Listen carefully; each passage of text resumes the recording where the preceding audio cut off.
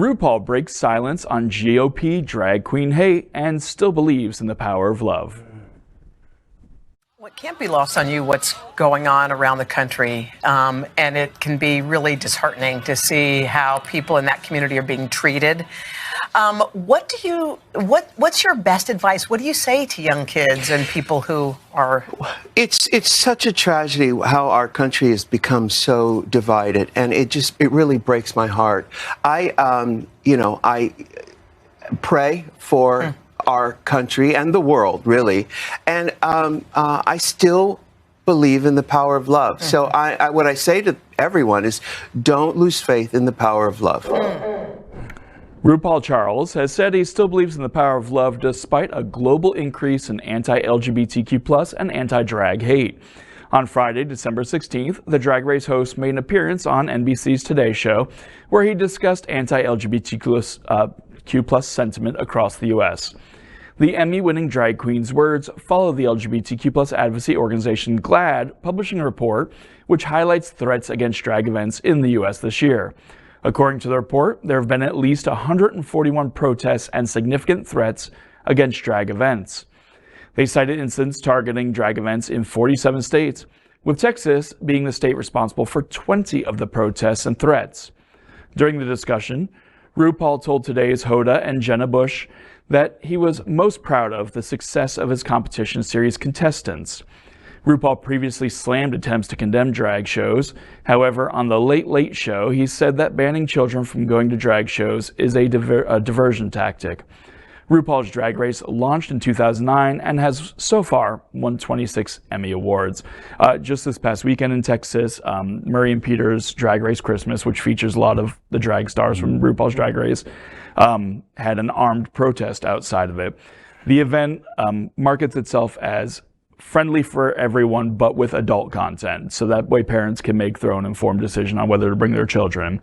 But that's not the way the media and the groups that were protesting, phrased it. They put it as a family-friendly event, which it's not.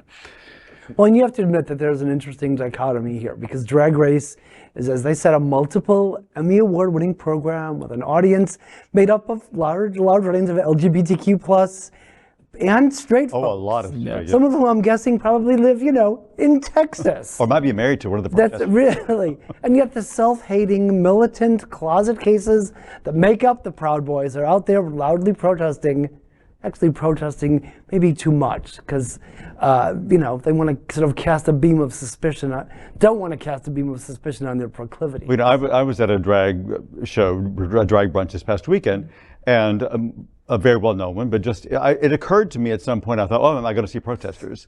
I mean, just because the thought runs through your mind because it's so commonplace now, So. But this is like in South Beach or something? Miami. So do you feel like it's possibly dangerous there? Or I did not in terms of danger, I didn't feel. I just thought, will there be protesters? I mean, it didn't occur to me that it would be dangerous, but it did occur to me that I thought about it going in, like, this is an ordeal. You think like, oh, there was a time not very long ago when it's like, oh, I'm just going to drag brunch. Right. And now it's like, oh, I'm going to drag brunch. Well, I mean, here at Sunshine Cathedral, we were discussing before show, they had the holiday concert here, which was not a church service, it was a charity fundraiser.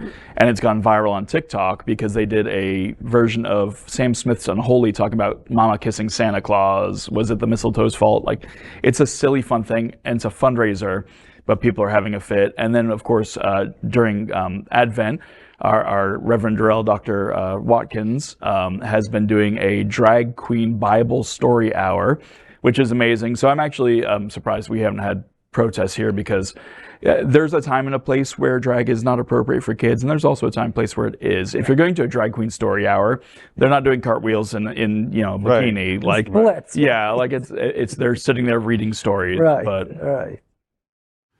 LGBTQ+ news is vital for our community and for the broader world as a whole. We have enough enemies at Fox News. Tucker, Sean, and Laura are loud. We need passionate allies. Happening Out Television Network, Queer News Tonight, and It's Happening Out are literally out of the closet and into the headlines. Our community needs your support. Like this broadcast and subscribe now to ensure the growth of the entire LGBTQ+ community.